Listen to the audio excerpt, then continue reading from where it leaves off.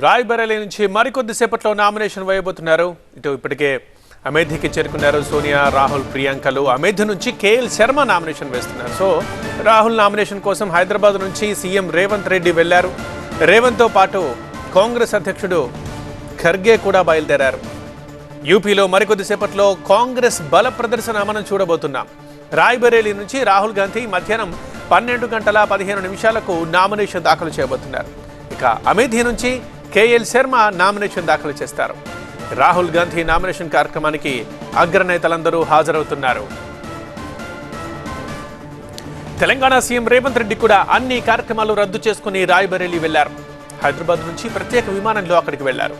కాంగ్రెస్ అధ్యక్షుడు ఖర్గేతో పాటు రేవంత్ రాయ్బరేలీకి బయలుదేరారు. ఇక కేఎల్ శర్మ నామినేషన్కి ప్రియాంక గాంధీ హాజరవుతున్నారు. అమేథీ, రాయ్బరేలీలో ఈ నెల 5వ తేదీ నుంచి ప్రియాంక గాంధీ ప్రచారం చేపడతారు. ఈసారి ప్రత్యక్ష ఎన్నికలకు ప్రియాంక దూరంగా ఉన్నారు.